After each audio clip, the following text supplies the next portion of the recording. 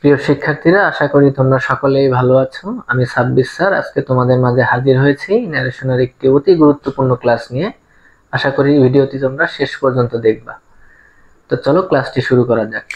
আজকে আমরা শিখব ডাইরেক্ট ন্যারেশন থেকে ইনডাইরেক্ট ন্যারেশন করার সময় রিপোর্টিং ভার্বের পরিবর্তন। আমরা ইতিপূর্বে অ্যাসার্টিভ, ইন্টারোগেটিভ, ইম্পারেটিভ, অপটেটিভ সেন্টেন্সে রিপোর্টিং ভার্ব পরিবর্তন হয়ে ইনডাইরেক্ট স্পিচে কিভাবে বসে সেটি দেখিয়েছিলাম। আজকে আমাদের সর্বশেষ সেন্টেন্স অর্থাৎ এক্সক্লেমেটরি সেন্টেন্সে রিপোর্টিং ভার্ব ডাইরেক্ট ন্যারেশনে কি থাকলে ইনডাইরেক্ট ন্যারেশনে কি হবে সেটি দেখব। প্রিয় শিক্ষার্থীরা, ডাইরেক্ট ন্যারেশনে এক্সক্লেমেটরি সেন্টেন্সে যদি রিপোর্টিং ভার্ব হিসেবে সে টু, টেল ইত্যাদি থাকে, তাহলে ইনডাইরেক্ট করার সময় ইনভার্টেড কমার ভিতরে আমাদের যে এক্সক্লেমেটরি সেন্টেন্সটা রয়েছে সেটি দ্বারা যদি আনন্দ বোঝায়, তাহলে আমরা এগুলোর পরিবর্তে এক্সক্লেম উইথ জয় বসাবো। যদি দুঃখ বোঝায় তাহলে এক্সক্লেম উইথ সরো বসাবো। যদি অবাক বা আশ্চর্য হওয়া বোঝায় তাহলে এক্সক্লেম উইথ অন্ডার বসাবো। আশা করি তোমরা বুঝতে পেরেছো।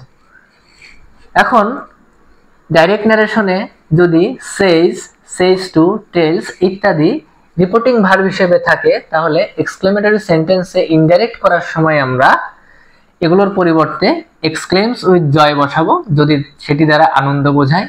যদি দুঃখ বোঝায় তাহলে এক্সক্লেমস উইথ সরো বসাবো, এবং যদি অবাক বা আশ্চর্য হওয়া বোঝায় তাহলে আমরা এক্সক্লেমস উইথ অন্ডার বসাবো। প্রিয় শিক্ষার্থীরা, আশা করি তোমরা এটি বুঝেছ। এরপরে দেখো প্রিয় শিক্ষার্থীরা, সেড এবং সেড টু যদি থাকে রিপোর্টিং ভার্ব হিসেবে এক্সক্লেমেটরি সেন্টেন্সে, তাহলে আমরা এটিকে ইনডাইরেক্ট করার সময় এক্সক্লেমড উইথ জয় বসাবো যদি সেটা দ্বারা আনন্দ বোঝায়, এবং যদি দুঃখ বোঝায় তাহলে আমরা এক্সক্লেমড উইথ সরো বসাবো, এবং যদি বাক্যটি দ্বারা অবাক হওয়া বা আশ্চর্য হওয়া বোঝায় তাহলে আমরা এক্সক্লেমড উইথ অন্ডার বসাবো। প্রিয় শিক্ষার্থীরা, আশা করি আমরা সকলেই বুঝতে পেরেছি যে রিপোর্টিং ভার্ব পরিবর্তন করতে হলে কি কি কাজ করতে হবে। আমরা ধারাবাহিকভাবে 5টি সেন্টেন্সের রিপোর্টিং ভার্বের পরিবর্তন করা শিখিয়েছি। যারা আগের ভিডিওগুলো দেখোনি তারা অবশ্যই আগের ভিডিওগুলো দেখবে।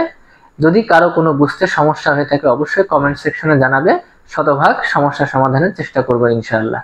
সকলেই ভালো থাকবেন। ধন্যবাদ।